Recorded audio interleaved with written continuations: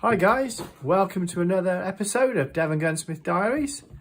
And what we're looking at today is a 687 Silver Pigeon in 20 bore. It's full strip down service. So you get to see it completely taken apart. So let's get into it, guys. If you enjoy the content, don't forget, like, subscribe and click the notification bell. Right, so first things first.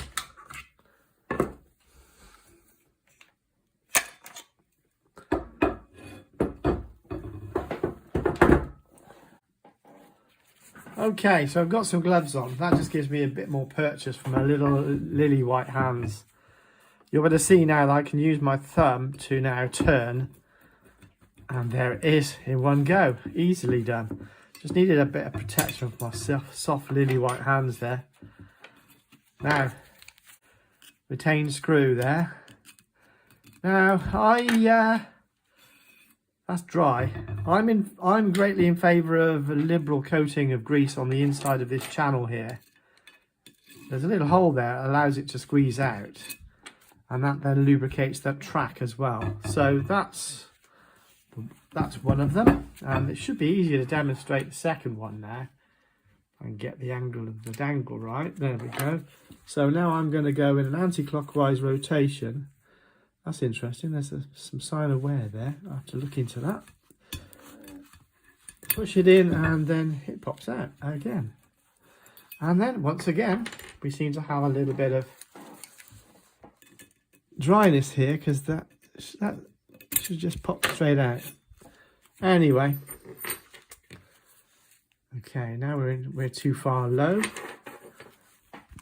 Zoom out.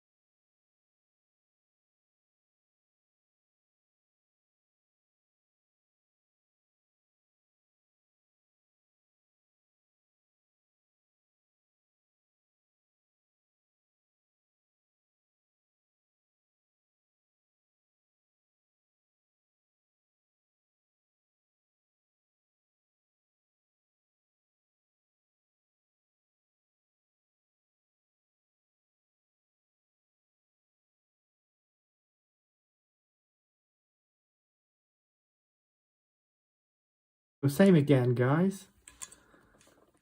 Again, I'm going to use the cloth to grip the barrel with my other hand. Now, at this point, sometimes you can't see where it is because the grease fouls it up. There you go. And that's nice. It's moving freely in there. It's locked up nicely. Take off the excess. Do not fear the grease. Okay, for now, we're going to put the barrels aside. I personally don't spend hours cleaning somebody's barrels in a full service. Because when I clean them, they're clean. And it takes sometimes a full hour to clean them, scouring them properly with a torpedo and various jags. So, if you come to me with a full service expecting the barrels to be cleaned, especially well, other than push some tissue paper through, make sure they're not fouled, and then oil them, like most people. But if you've got a nice gun, you should at least know how to clean it. Right, one of the common areas is on the fore end.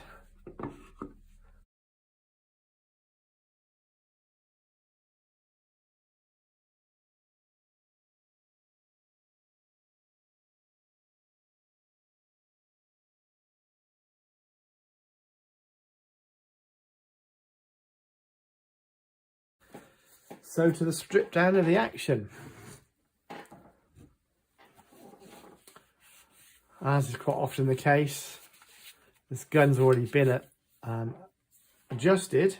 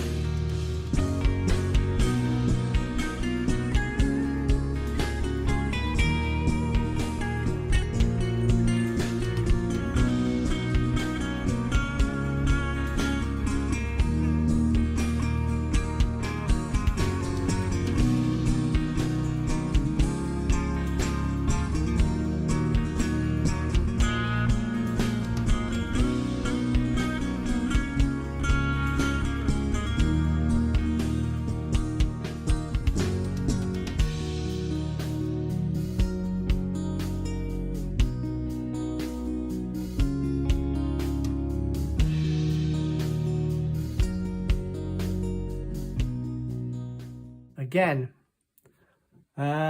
dry. That's my first thoughts on this.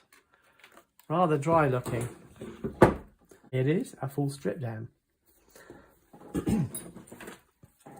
So, these are Gunsmith made spring compressors for the mainsprings. Just to make things easier, I'm going to raise it on the block again as before. So, these are obviously adjustable wrenches that have been modified to have the characteristics that we need to remove a spring. And there it goes. First one is dry. They're dry, that's what I'm... So, excuse my arm. There you go. Now, they're a bit stiff and a bit dry. Let's just check the lengths. There's nothing in the lengths. Somebody's had a bit of a wallop on that. Not sure who's been doing that. So I have to be wary of previous work that's been done by another, because that might come to bite me later on. Not that I'm suspicious, you understand. Okay, so to get into the lock, you need to drop out the trigger group, and easiest way to do that is to use a fine screwdriver, take out the lock screw, which sometimes they fail because somebody else has had a little go and given it a bit of a mangle. And this one's the one that you find on your hands and knees after hours of looking for it. I need to find a magnetic dish.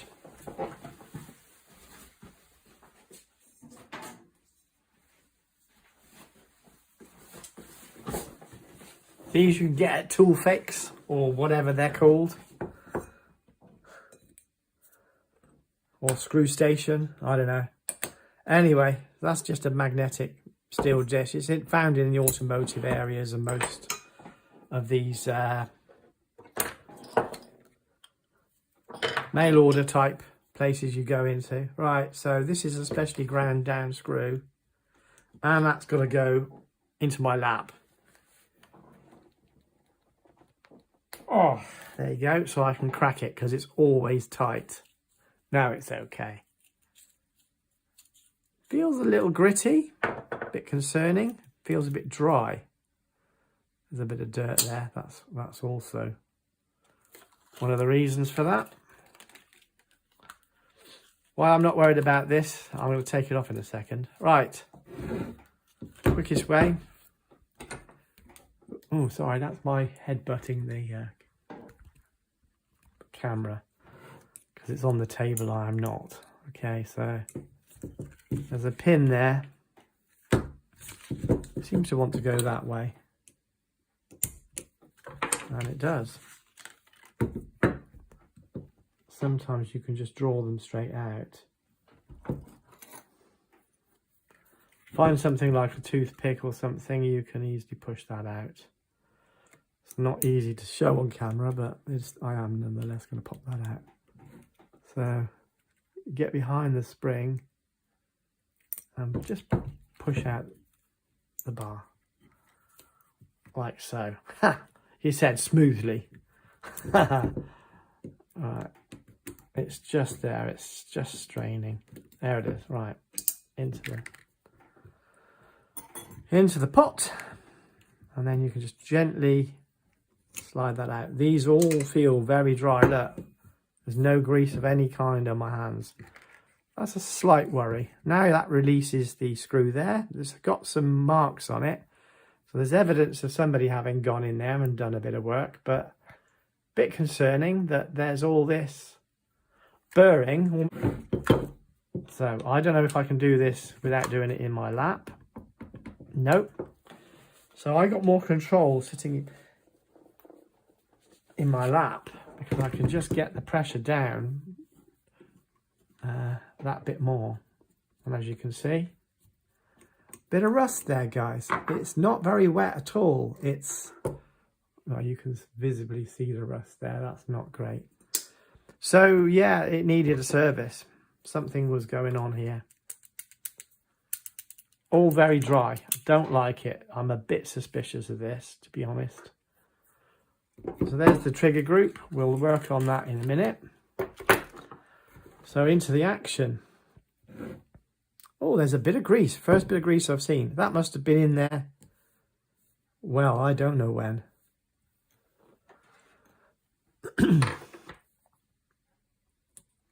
See, there's these little plungers here that set the cocking dogs rolling, and then they're pushed on these.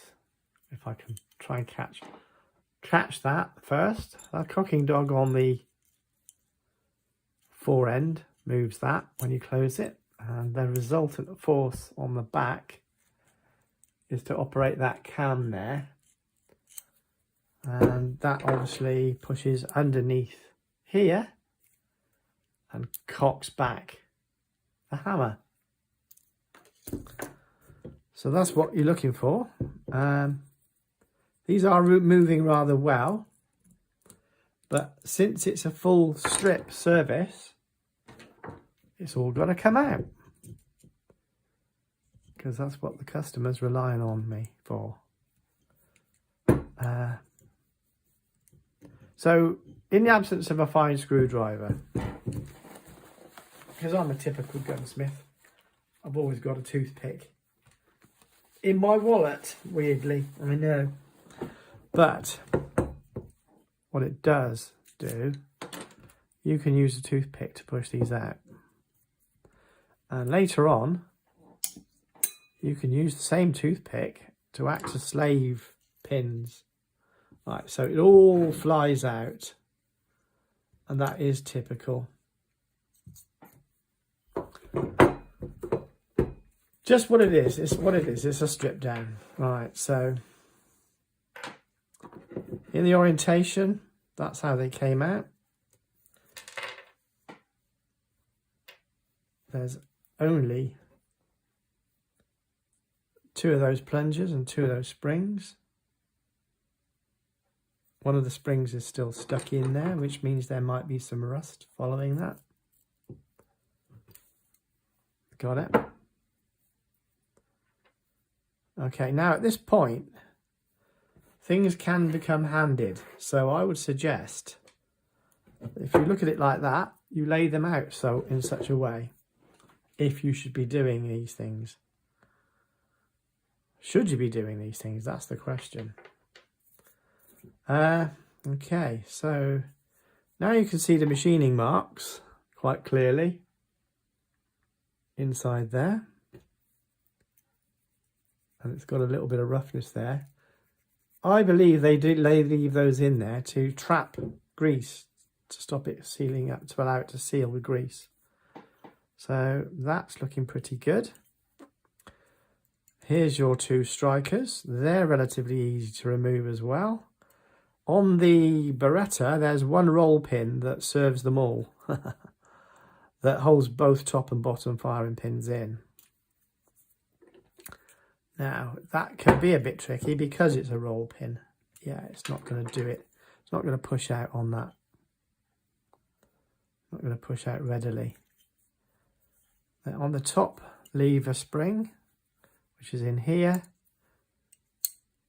you see, there's the top lever spring. I've left that in. I don't need to move that. That's not really essential. Fingernail, flat of your fingernail to push that back in. One screw there that retains that. That roll pin, that's going to be a bit of fun. Let's see what that does. Right, everything's magnetically attached. There's a certain amount of movement on these, as you can see, due to the way that they roll around.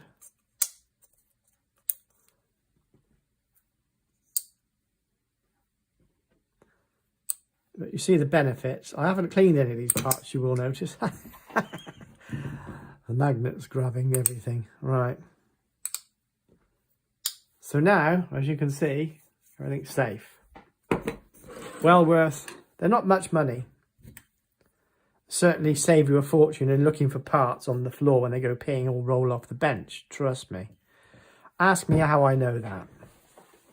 Right, better get some punches. Right, so top lever, the detente, and the auto safety all work off the same point, and I'll demonstrate that. When you close the gun, the breech closes on that. That then releases the top lever, which is, as you can see, is over to the left slightly, which means the spring's not worn. The lock bolt shoots forward and retains the action, retains the breech in the action, should I say. Right, so there is a funny thing with these, and I nearly always forget, every time I think. There's a retaining pin there that holds part of the detente for the lock. And if you don't release that first, you can't get the firing pins out, because that's an annoyance and frankly a bad design, bad Beretta, because then gunsmiths can't slip the pins out in the frame without taking a full strip down. Bad Beretta. So this is where things go sometimes a bit wrong.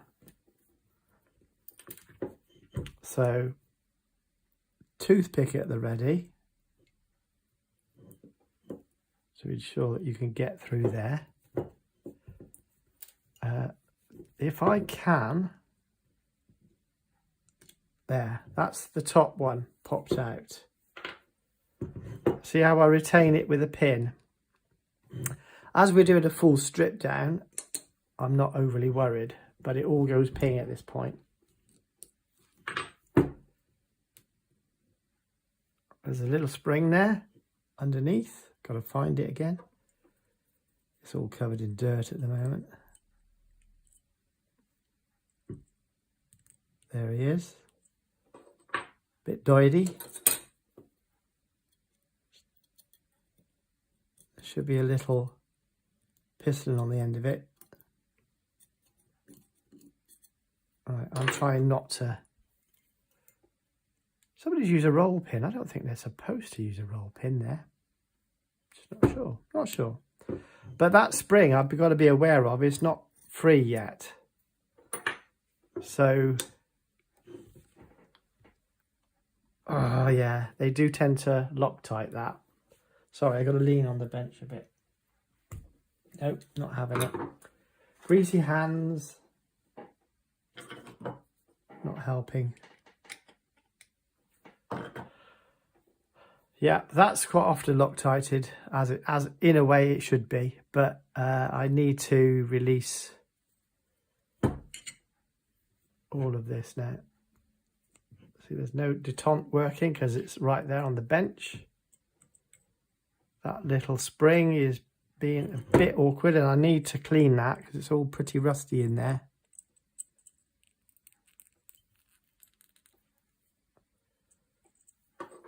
Let's just see if I can shock it out. There you go, nearly shocked it out. Could you see it peeking out there?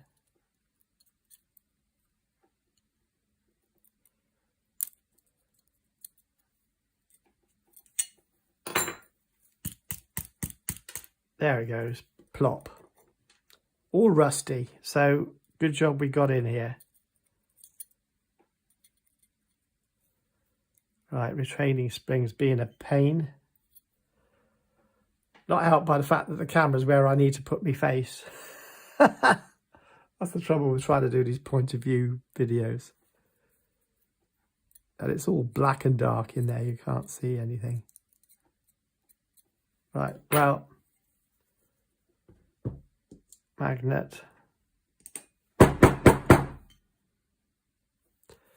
There it is.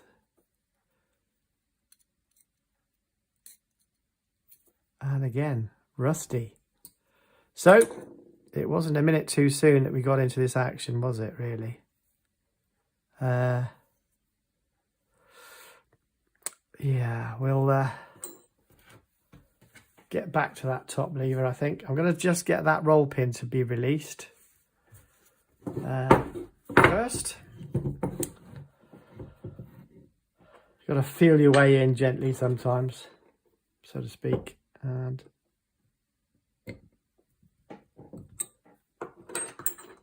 shouldn't need anything too heavy for this. It should just pop out. Ooh, banging my head on the camera again.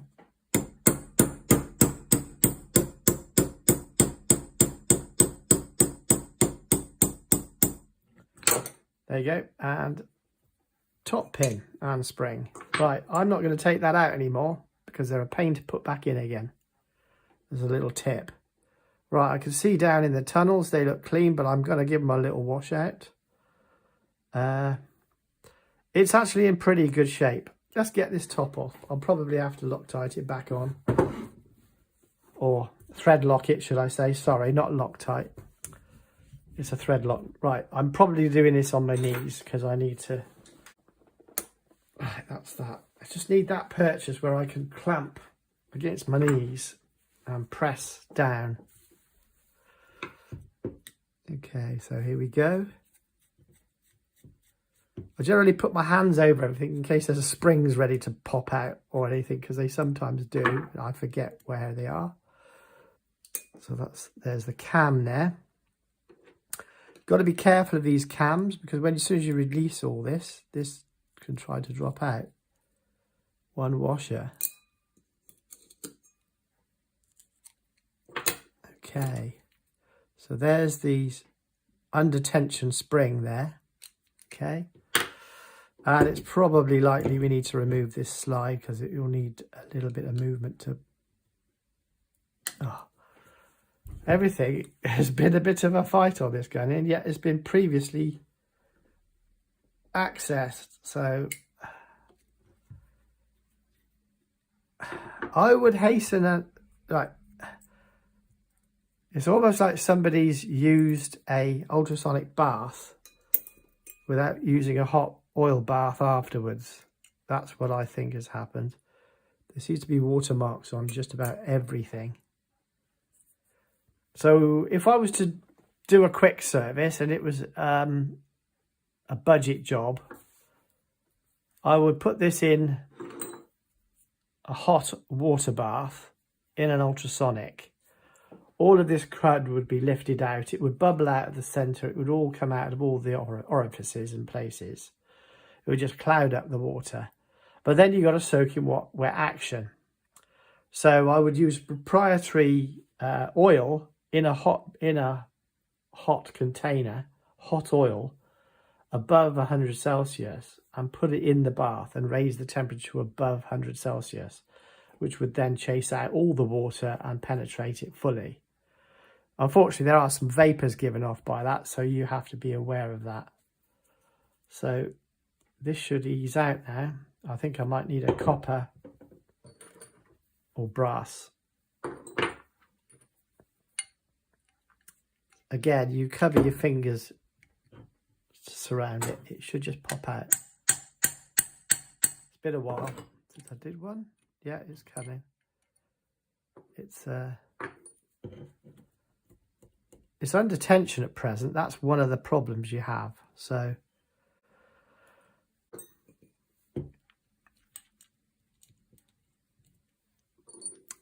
put the threaded screw back in, but not fully in. Give yourself some purchase to strike through the cam.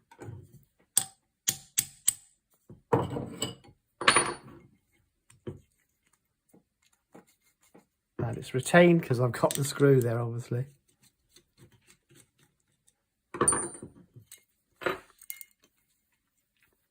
So that's top lever and screw. Right, I missed a step. A misstep happens occasionally. In order to remove the cam and the top lever, in order to clean the release pin, this one here, clean this channel here, you need to remove the lock slide, the top lever, the cam, the top lever, spring, and in order to do that, you've got to put back the little detente. And it's easier to do it without the firing pin in place, obviously. What you generally do is you slide that pin in to almost home. See, it comes out here.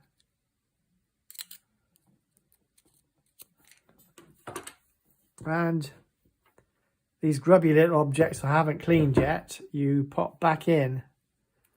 But I ought to clean them, because otherwise I'll never get them out again. But I'm going to go for it. I'm just going to go for it. All right, so that goes into that little slot there. Once again.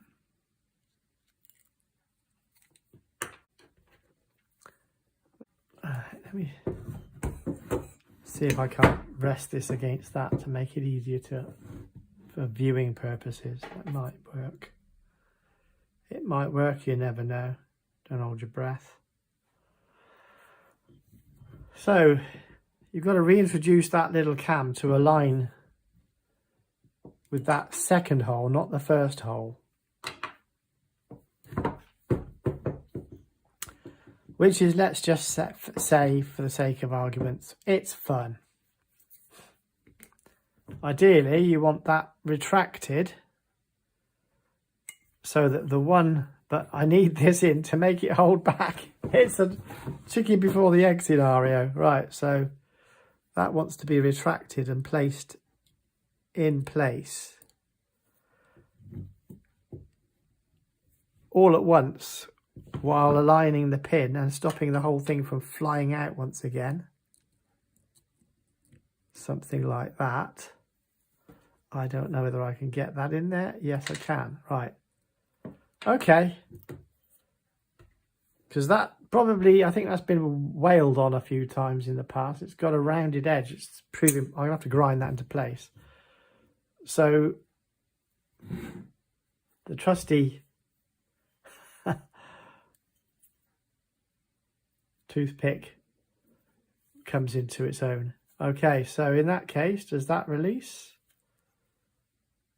Well, yes, it does, kind of. It's a bit flexible, isn't it, there? It's not the perfect fit. I don't imagine I get to do that many times before it fails on me.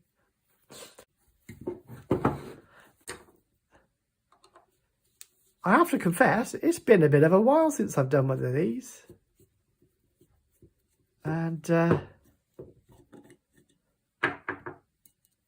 I forget more than I retain these days. I'm not going to lie. So my hand covering all those parts and the brass drive. There we go. Out it pops and there comes the spring. There's no retention on that now, so that could all come out. I'm very tempted to leave that in because it's such a pain, but I can't. That comes out there. There's, using the trusty toothpick, you can push out the pin there. Make sure there's no retaining spring. We want to remove that little blighter because that needs to come out for cleaning as well. Ooh.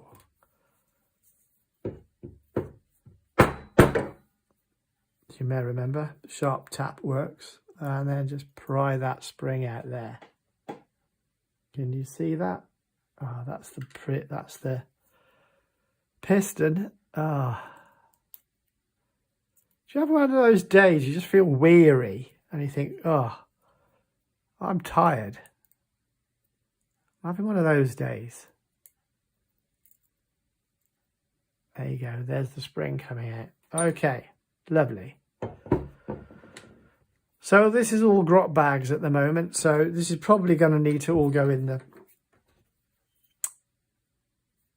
Yeah, I think it will. It'll have to go into the ultrasonic. It's all a bit grotty. Or I could clean it in some... Oh yeah, some acetone will do the trick too.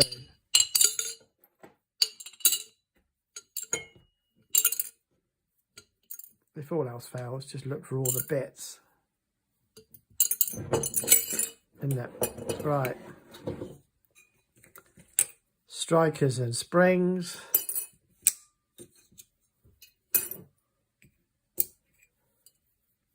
Cocking dogs.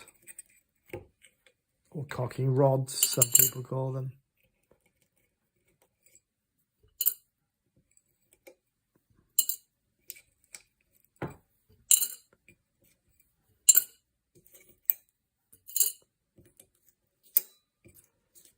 This is not that dirty to warrant ultrasonic, so I think I'll give it a solvent clean. And some of you guys, right, you see that little blighter there? Just a tip. Get it back into the mother screw because you will never find that damn thing again. And a lot of the suppliers aren't offering them anymore. Don't know what happened there. Oh, that's a bit cross-threaded, isn't it? Oh, that's a good start. There you go. Right.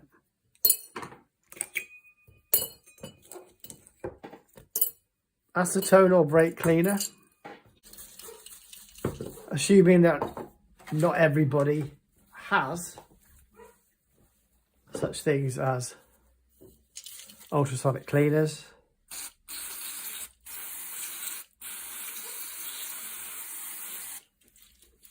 A contact cleaner or brake cleaner will really thoroughly clean that crud out, and just check that there's no rust in there. No, just oil. That's good. So where that dirt was coming from before, see, it is quite dirty in there, so it's fine. It's only grease though. It's not rust, that's for sure, which is very, very pleasing.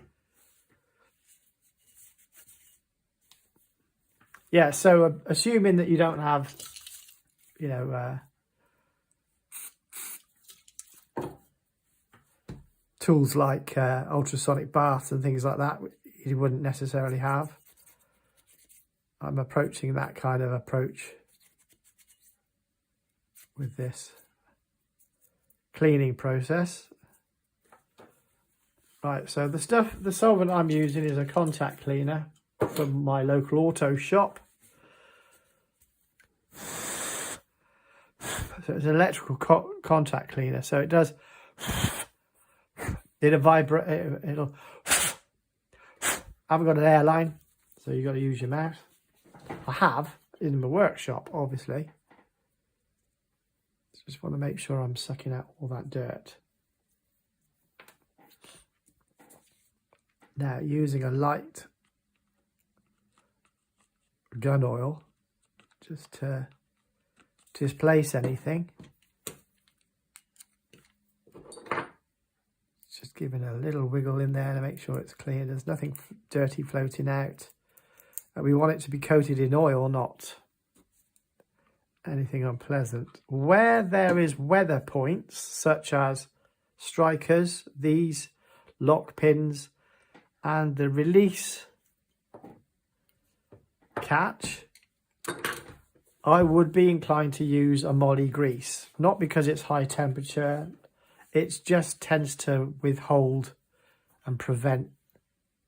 There's a little bit of wear there as well. Sometimes you have to observe things and just take note. There's some marking there on the frame. Or on the upper receiver, as the Americans like to call it. Bless them. It's not an automatic weapon. It's a shotgun. So that's the action frame. That's the trigger guard. They like to call that the upper receiver and the lower receiver. Yeah, but it's not an automatic weapon, is it? So each their own, I guess. That's armourer talk for weapons. This isn't a weapon, it's a shotgun. Right, there's loads of oil in there now, which is gratifying.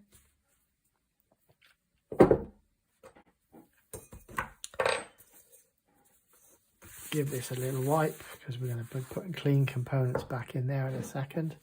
So that is a fully stripped action frame. Now this is where it's going to get fun because it's all going to be soggy. Okay, now remembering the premise is kitchen gunsmithing. So using tools that are readily available. The Cottage Kitchen Gunsmith. Stainless steel sieve.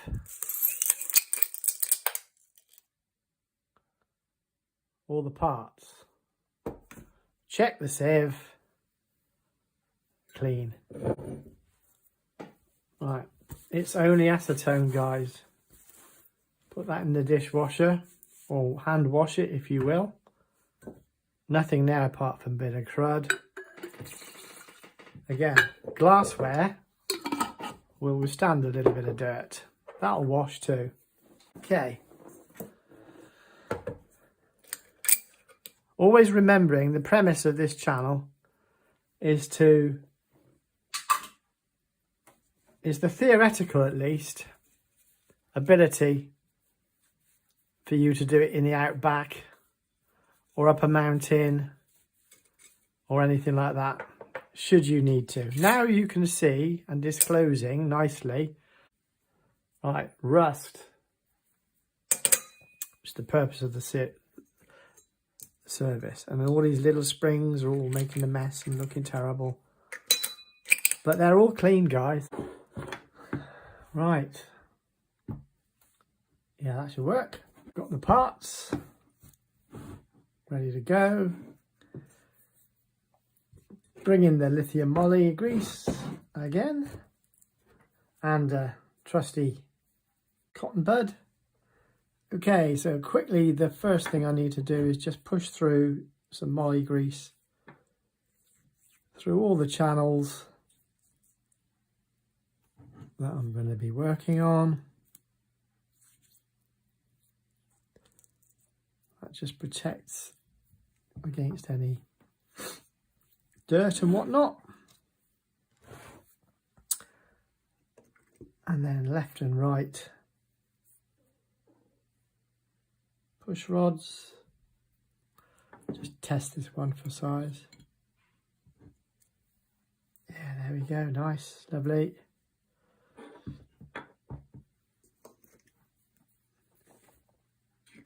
Same the other side. What else do we need to do? We need to put the detente in. Again, dip them with a little bit of grease that helps keep them in. So he's in there, lovely. Okay, fab. Strikers.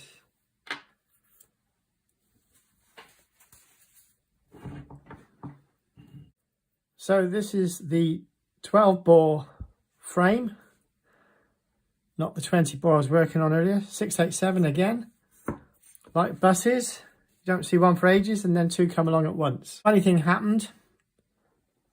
In the editing of the 20 bore, I had a situation where this portion was missing and there just wasn't a piece of film made for it. So I must have forgotten to start the camera or battery went or something.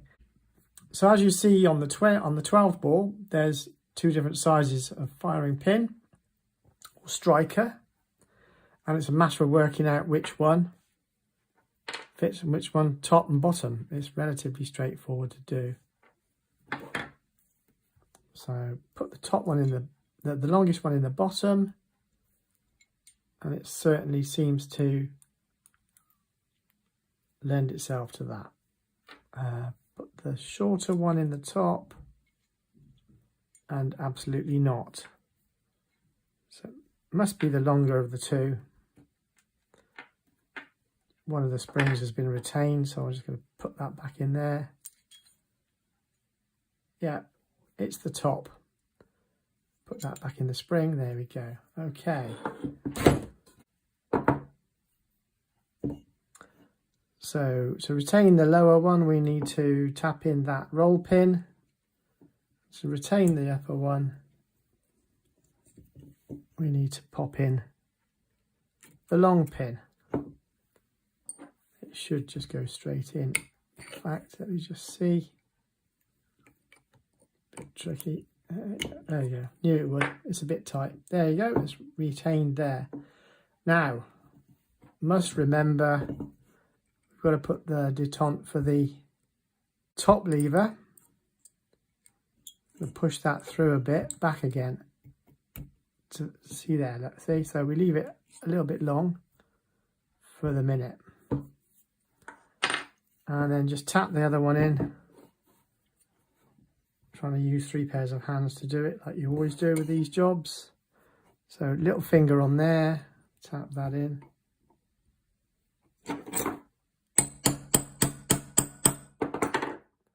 if you don't, you'll end up smacking the roll pin down onto the striker.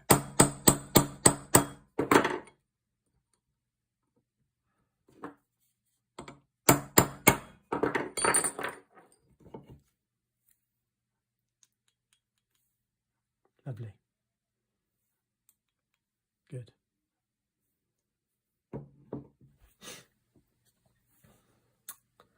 Next, the tiny spring and the plunger.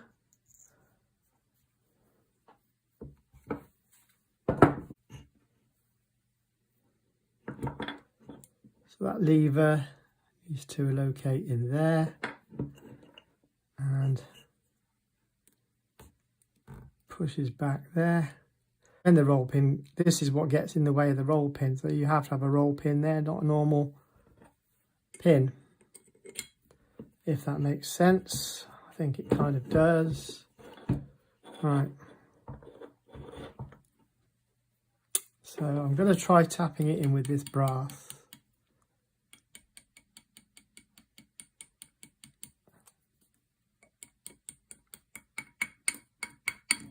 Right, now we're at a snag. It's on that touch and go point. It's difficult to do this and demonstrate it on the camera. There it goes. When it goes in a rush, you know you must have it right. So that's how that catch releases. There you go. And that's in. Lovely. Good to see. Now we're going to add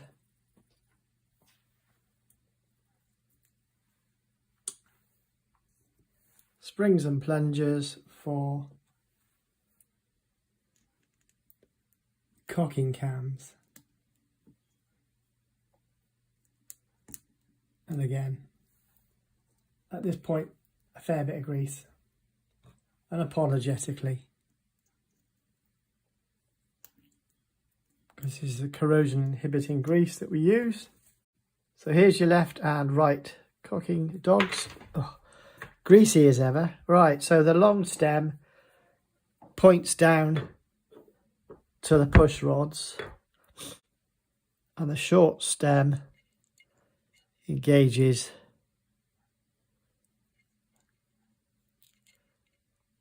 with the push spring, and it's just a little bit greasy. Sorry guys, I'm not going to be able to show you this until it actually just happens. Ooh. See, this is why I don't like getting it all greasy, isn't it? Obviously. Right. Get it aligned. Right, these, unless they're pushed fully down home, are a pain in the butt. But then they're seriously under pressure and very inclined to fight you. And I'm making a right, that's better. I'm making a right pig's ear of this. And it's not evident to you what I'm doing. So, somewhat annoying. Anyway, that's one in. So you can see how it's assembled now. This is all fingers and thumbs, I'm afraid. So guide that back in where it belongs. Hold that in place. Stuff the long leg down like that. And hopefully, oh no, fingernails in the way, right. Trying to do it, letting you see, which is, I can't even see normally at the best of times. Right, thumb fingernail holding in place there. Give it a wiggle. You've got to cover that spring. There it is. Right, I've pushed it in. It's not very elegant when you're trying to show an assembly, because obviously you need everything where it needs to be. See, that's how it comes forward to cock. Okay. And the springs are there to make sure that they stay back where they belong. I can't remember how I did this last time, I'm not going to lie. They're a bit of a pain, let's be honest. Let's not pretend. Want a bit extra grease in that. I seem to remember I slipped this in here last time I reassembled one of these.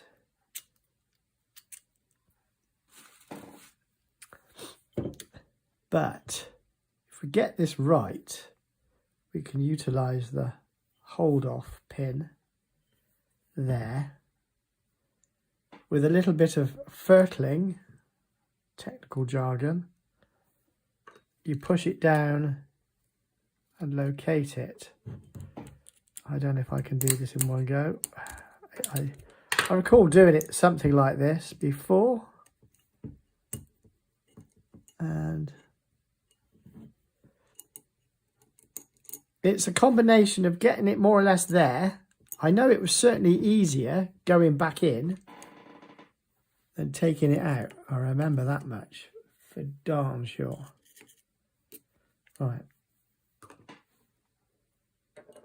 It's something like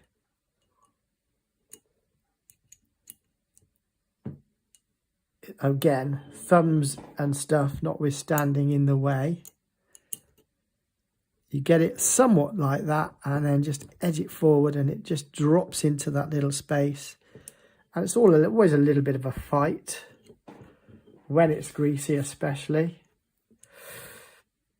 Something like, anyway. Obviously, it actually wants to sit in there. But of course, the slide gets in the way of that. So it's sort of a deft movement. But I've greased everything up now. Right, so just to reiterate, this is with the cam in place, and obviously with no spring because we're not fighting it. This is the easier way to show you. So that's in the locked position. And when the top lever engages on the bottom, like so, that then cams out like so, pushing on that spring and releasing the catch, the release catch. So in reverse, can't do it. My hands are too greasy. There, that's locked. This spring is always under tension. So what we've got to overcome, or I have in this case, because I don't think you'll ever want to do this for sure.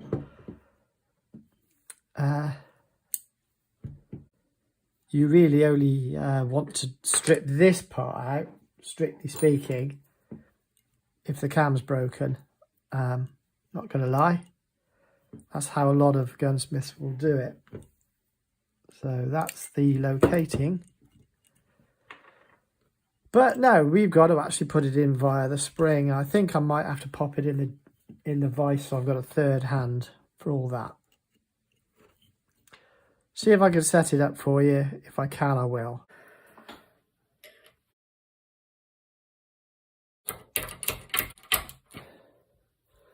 Oh, did you just see that? And then, there you go, it's in. Okay, so that part of the job is done. I like to squirt a blob of grease in there because I couldn't do it before.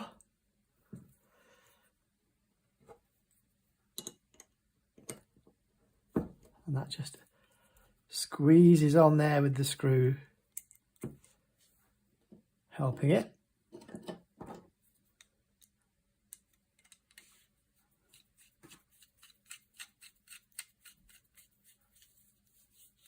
And it pulls it in. There you go. Lovely. So it's greased well, works a treat. We know the spring's okay because that's far over there because it's pushing right on. Push it right in. If it was brand new, it'd be more over there, but you know, it works fine. Certainly not a fail anyway. So fighting the magnet again. A little bit of grease. Pop that slide in there.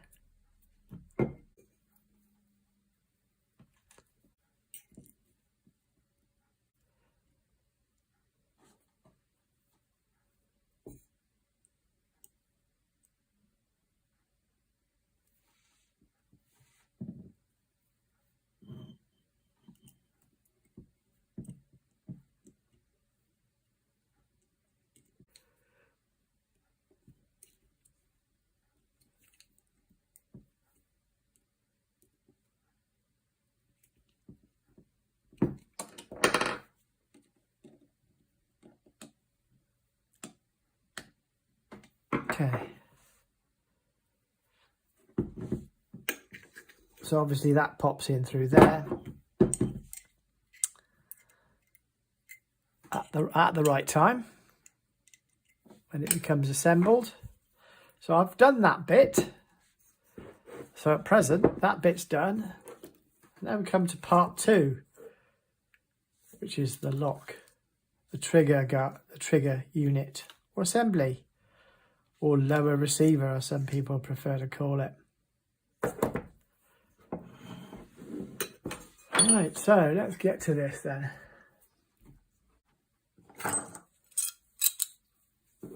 This is a pair of adjustable grips that's been allowed to change. Some people, I see them popping them out like this. I see them disappear. I'm too old for that kind of stuff, so I prefer to just use a tried and tested tool I've made.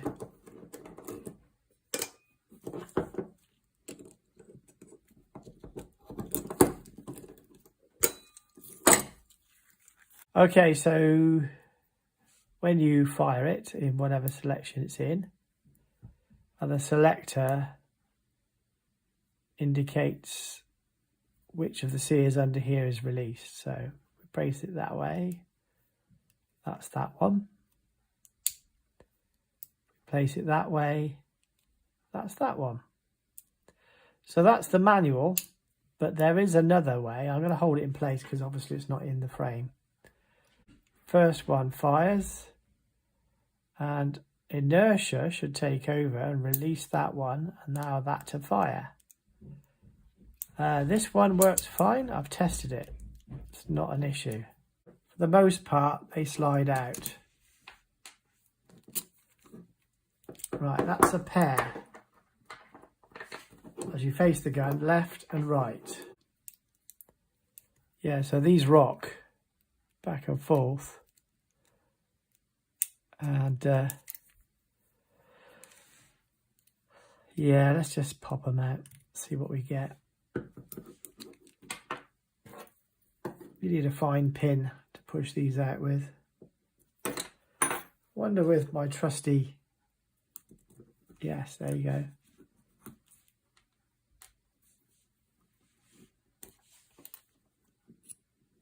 Right, and immediately the spring disappears, which is supposed to be in there. Like that. Anyway, I chose to do the Berettas because of all the strip downs, because these are my least loved. Anyway, this is where loads of springs all fall out at this point. Not gonna lie, I never really particularly loved this.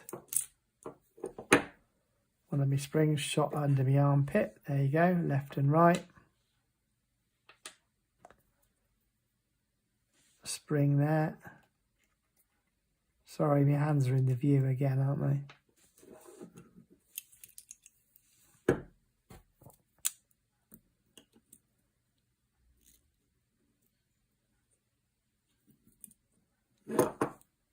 Doesn't matter which one goes which, it's the same.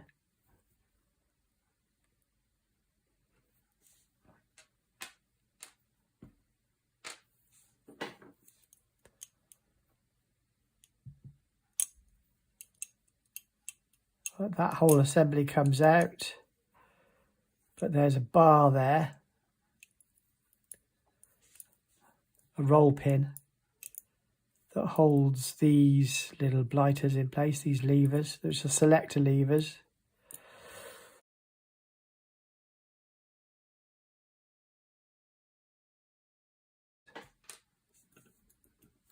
Right, so it won't come out, but they do. They always come out, and you never know which way they went in. At that point, you wish you got somebody else to do it.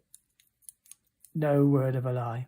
Right, so that one roll pin now is holding it all in. I don't think I've got a small enough pin anymore.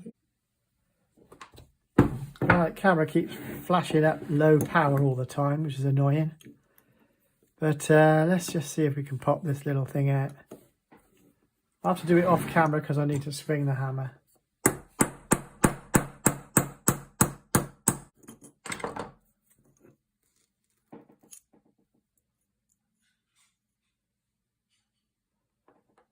There you go.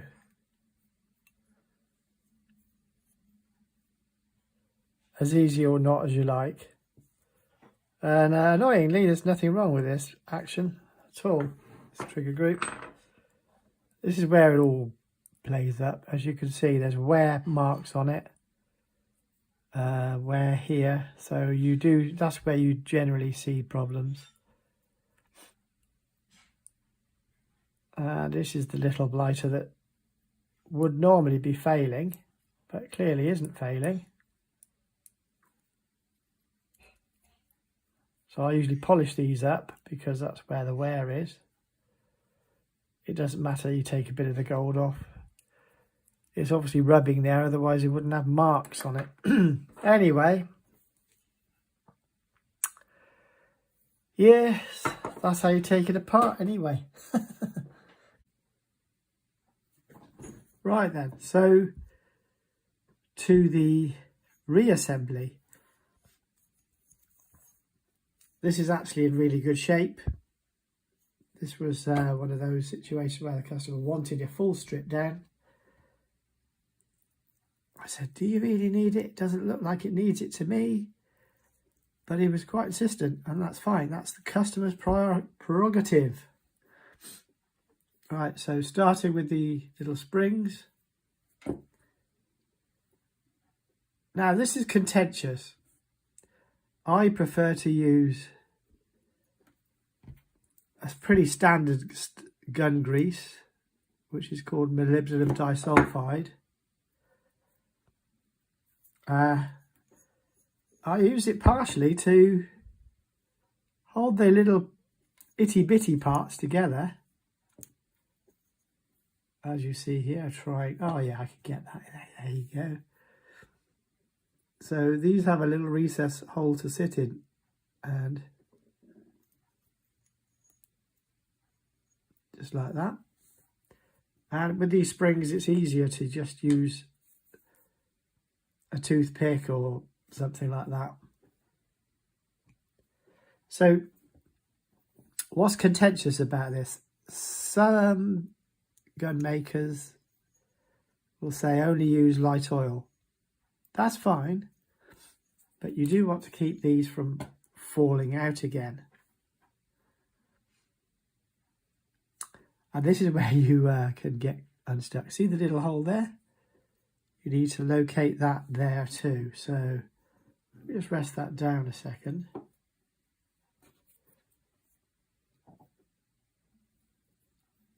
The contentious issue is that some say the grease attracts dirt. It's like, well, that is true to a point.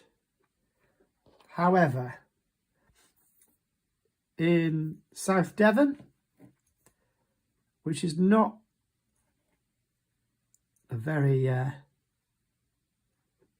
affluent area, a gun might come in once or twice every few years. Right. Oh, sorry. You see this collapsed again. Right, so an alternative method, which I have used, is you offer them up like that. But you have got to have a bit of grease there to hold it all together. And it all gets a bit greasy, obviously. Stating the obvious there, really. But if you can see, without me knocking the camera, that then sits in... Sorry about the banging. Right, that now sits into its little recess just there. Almost perfectly. But now you have the... This is what I was going to show you. And it's done it for me. They don't always locate. You see the little hole in the bottom there? I use my pointy device. This is what I'm talking about here. I put a bit of grease in it to allow it to be a little less snaggy. You can put them in first or after. Right, that one's in. And if you look, we could use a toothpick to align this. To get it in the right spot. Keep your finger there. It's a bit of a faff, guys. That's what I'm saying. Now you've got the effect of a slave pin right there, see? Which is why anything like a small instrument screwdriver will do the same thing. It's just to allow you to offer it up. So what you can do is withdraw that to that point there. Drop its mate in, which we should have put a little bit of grease on in advance. Let's see if we can do it the hard way. The grease is not essential. Right, did you see that? I hope you did. That sits down there. Now I just withdraw that peg a little bit more. And I'm going to endeavour to push that through in one. There you go. So that gives you a resting point, and now you can see the levers flicking back and forth, trying to fall out again. So occasionally you have to just drop them back in again. Okay. So fiddly, yes, it is a bit. And then you've got to remember which one of these, and it'll be that one, goes back in that hole. So by pulling this back, this is how I would suggest anybody doing cottage gunsmithing would do it, at least. And that just pushes straight in. That's why I use liberal amounts of grease, guys. Okay, now, epic fail. So you get a situation where the spring pops back out again, no problem. What you can do, because I put that one in dry, that sort of proved my point, really.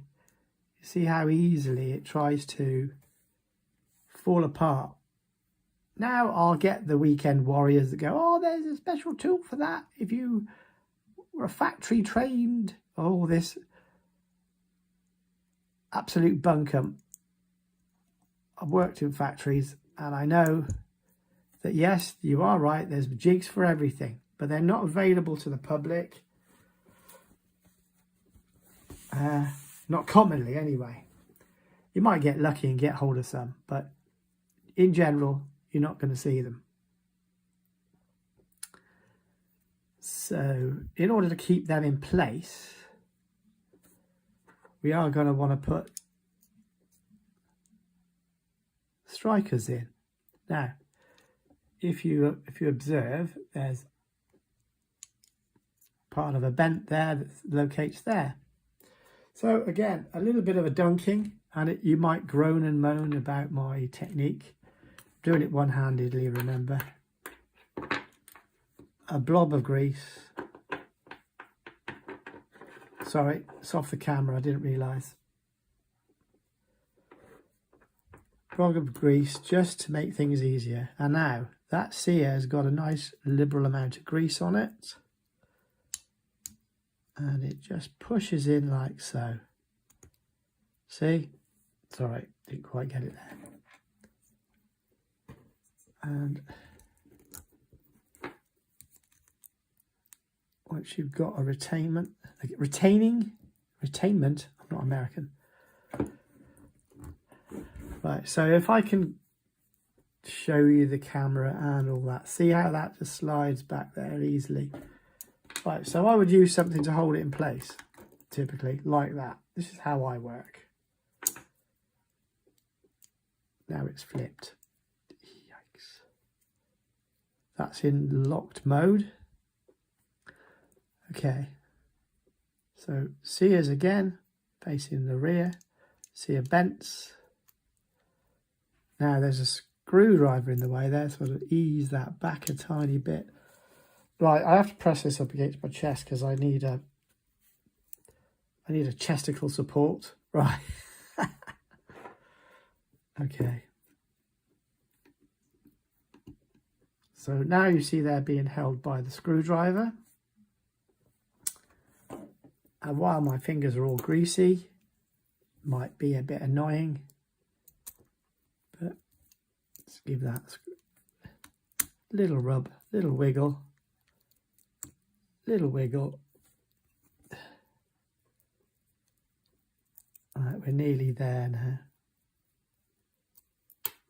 But as you can see, the alignment isn't quite right. So I can show you this. You can align it like that. Give that a little wiggle. Oh, that's quite difficult. I think it's because I'm trying to do it to camera. It's never normally this difficult, I can assure you. So something like the back of a file. I'm showing how you can, right, just got to get a bit of grease off my fingers. How you can manipulate these into place quite quickly. Although I'm not doing a great job because I'm trying to keep it in the camera view. Wouldn't normally be this difficult, right? It's just slightly off.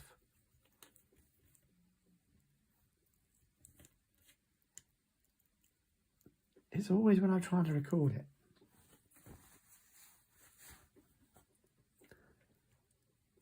They normally just pop straight back in, honestly. Promise you. Right, so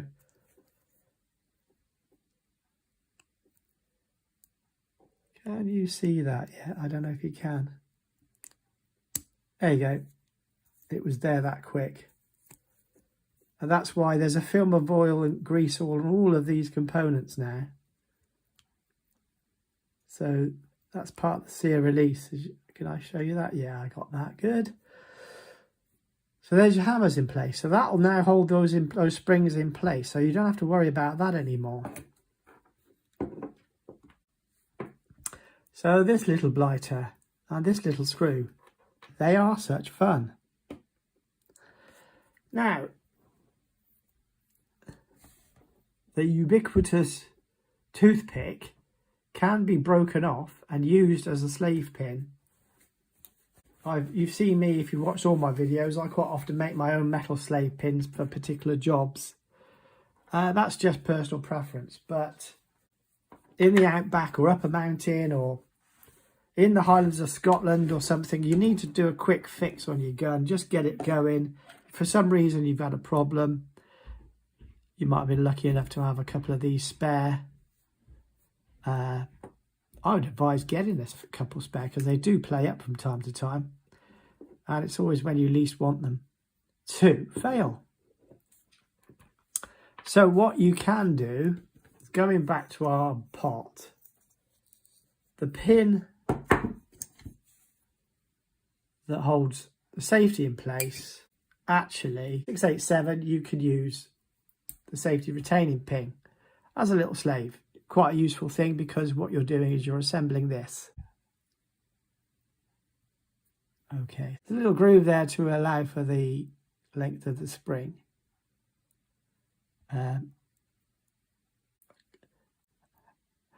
That's the effect you're looking to get. Okay, so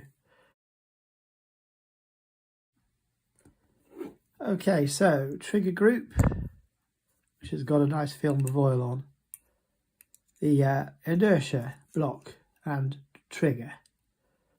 So I've got to get this to seat just right. And it's quite a close fit, guys. Not going to lie. It always seems to be when I'm trying to do it on camera. Right, so you can see the alignment there. Okay. Just going to pop my trusty toothpick in there. Now I can relax. So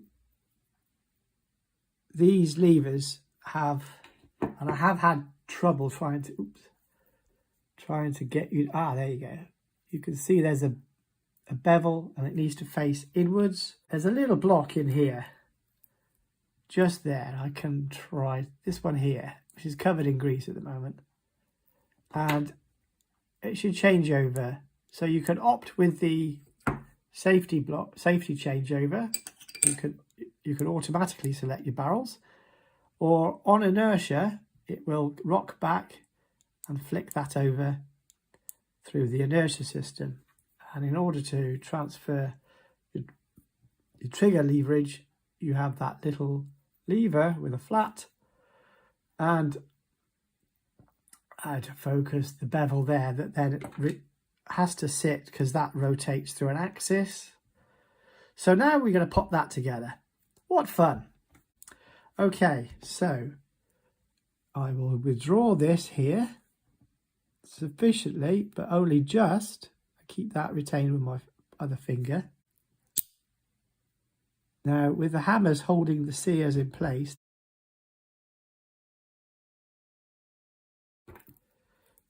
so it's kind of cack-handed doing it via camera, but it is what it is. Right, so that sits below there. There you go. I think you get my drift. I'm trying to do it so that you can see what I'm doing rather than just be all fingers and thumbs and pointlessly prodding away at things you can't see.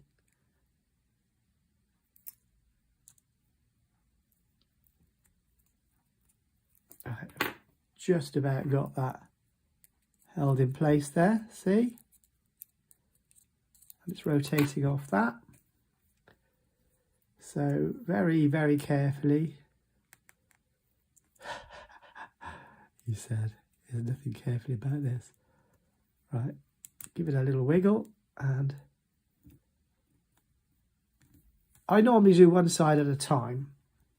But I'm just going to very lightly tap that in place because something's jiggled and wiggled around. Oop, this is where it's going to pop out any second if we're not careful.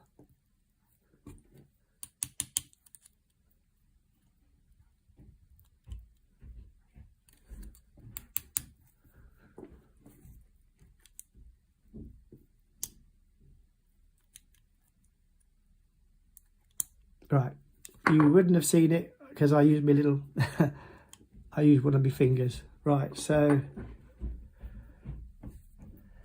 can you see, oops, sorry, can you see here the pin popping out? I need to clear that space. Can you see that as I push it back and it's cleared? But it's holding the trigger assembly in place while I get ready to drop the second one in. Sorry about me jiggling and banging around. I'm knocking everything for 6 here. Got to get them the right way around, and they, in the heat of the moment, don't look any different. Okay.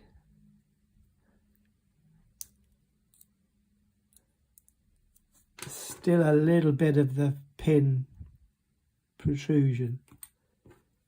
Get it wrong. And you wish you hadn't.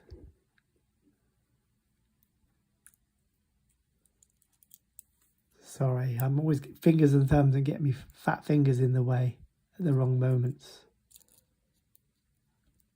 Here's I've got the camera between me, my nose, and the job. I'm sure some of you are absolutely groaning looking at this because I'm actually trying to do it for the camera, per usual. Right, did you see how easily that popped in there? Okay. So this roll pin also wants to be smacked into place at some point. All right, so if I can pretend I'm the mainspring, that lever pops there, that releases. Just check something's not working correctly.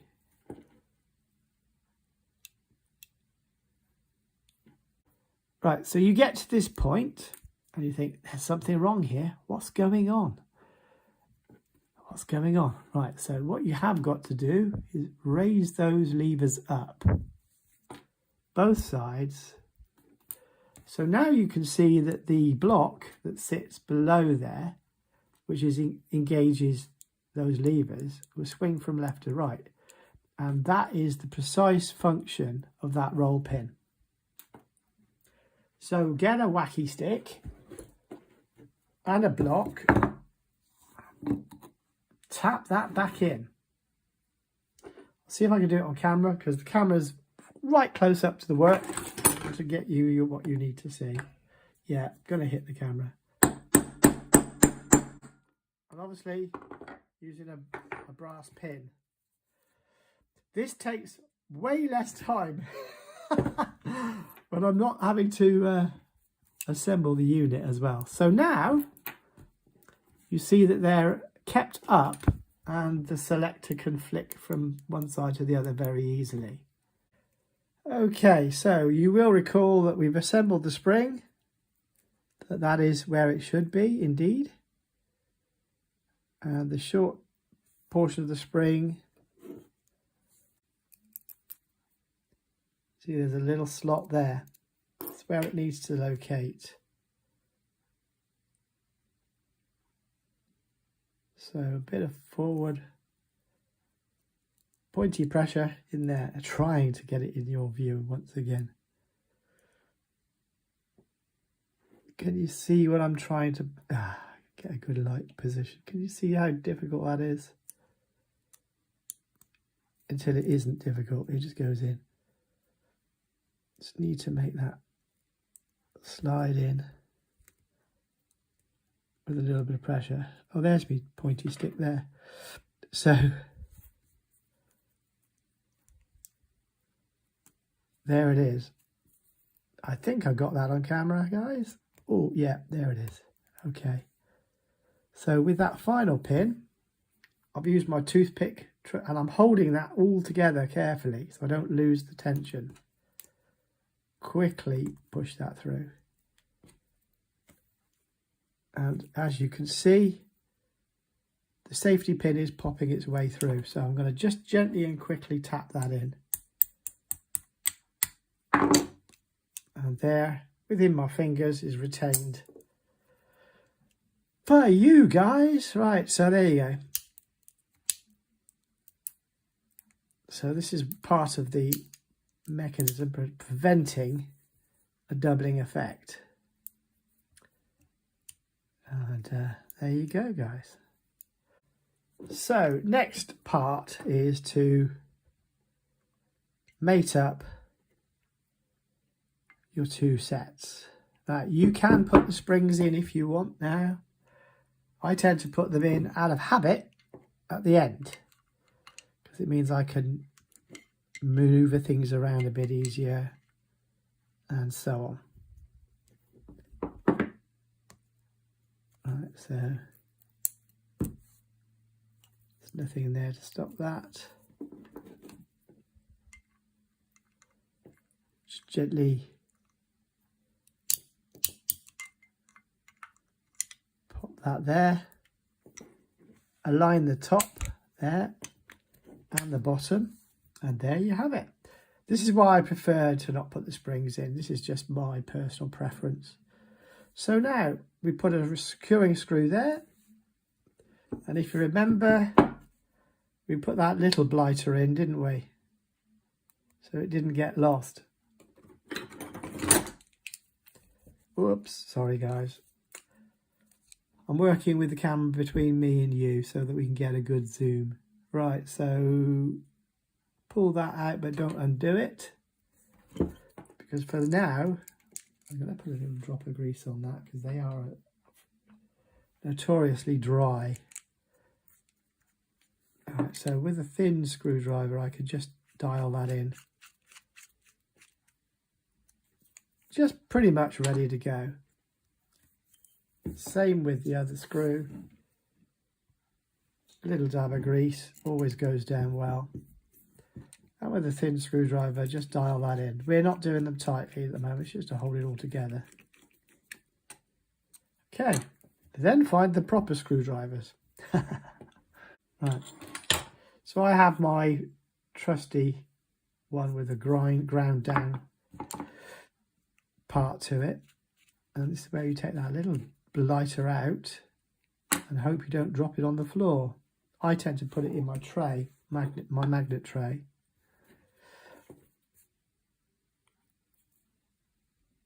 They're always flaming tight, always. I just got to show you something about this system.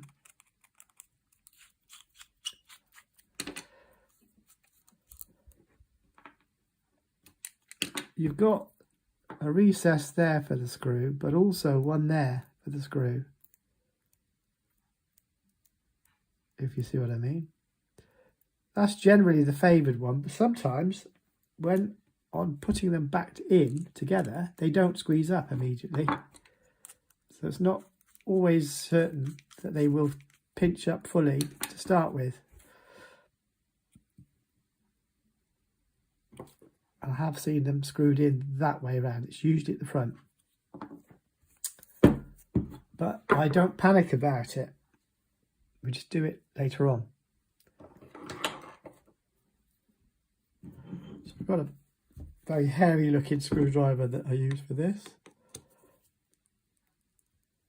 That's tight. Good. Okay, so the reason the springs aren't, for me at least, I've seen people put them in, is that the selector tends to get a bit in the way. The springs get in the way of selectors. So a little dab of oil. Most of this will get wiped off, guys. And then you set that to halfway between the two. It should pretty much drop straight in. Usually one of your safety retaining springs will get in the way. There you go. And same that side, just push them to one side, let them drop in. First thing you see is it's not engaged in the selector. So you just gently raise that up, slip it in. I don't know whether you saw that. Did you see that, guys? So now that it's engaged with the selector, while it's not working, it still selects. Okay? Now, behind this V-spring, there's a little hole, which is what you need to engage the trusty firing pin, slave pin that we've used before. I call it slave pin because that's what we were using it as. Now, sorry, if you put it fully to the back, you can see the hole right there. Okay. Sorry, bashing away at the camera, and it literally drops in. And all you've got to do in this instance is make sure that it's evenly placed over those springs. Sorry, I'm always apologising because I'm trying to get on with the job at the same time. Okay, so now safety's off. Safety is engaged. See that block holds the trigger down. Sorry about banging the camera once again. Safety off. There's space there for the trigger to come up. And that's it, guys. That's the action pretty much prepared. I've got to sort this out. I'll do that off camera. Waste of time showing you tightening a screw. Really is a bit boring. So, mainsprings. You know me, grease it up. I prefer to see these with a bit of oil or grease on them because they don't always come back in a 12-month cycle. That's just what I know to be the truth. I'm sure in the home counties or in affluent areas there will be a lot more proper servicing going on. I know even the gun makers will just use solvent based cleaner like one of these, spray all the mechanism, and that's all you get. So a little bit about inserting springs. When you're an apprentice gunsmith, you quite often get to make your own tools. Now, this is a tool you may have seen me using before. It's basically a pipe wrench, and I've dremeled different jaws in it so that it can clamp upon a coil spring and the action, such as this. But I've got various tools like this, bifurcated screwdrivers they're called. Some of them with slightly, this is the first one I grabbed, but it's intended to help you lever that spring in place. I have seen gunsmiths just push them into place, but I'm a little bit like, not sure about that. Certainly not on the Berettas. There's sufficient pressure there to, this one's not quite long enough. I don't know if I can demonstrate. Yeah, the forks on that were set for a specific job. So how I operate this, I'm going to zoom out a wee bit, I think. There you go. So I would just do it like this. Rest on there, there's a location, and drop it in. Now you see it's not quite in there. So you need to give it a little bit of a wiggle with your thumb. There it is, and it's in. Same with the other side, jostling around with greasy things. People say, well, you shouldn't grease it up so much, Paul. I just like that bit of security knowing that they are where they're supposed to be. And there you go, job done. One assembly assembled.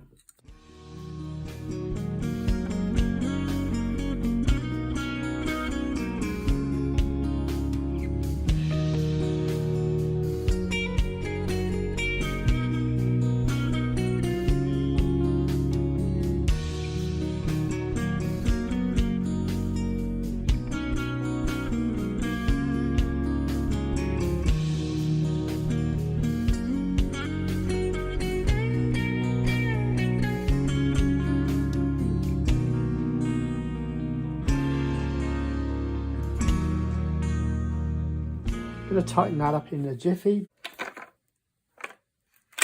Lovely.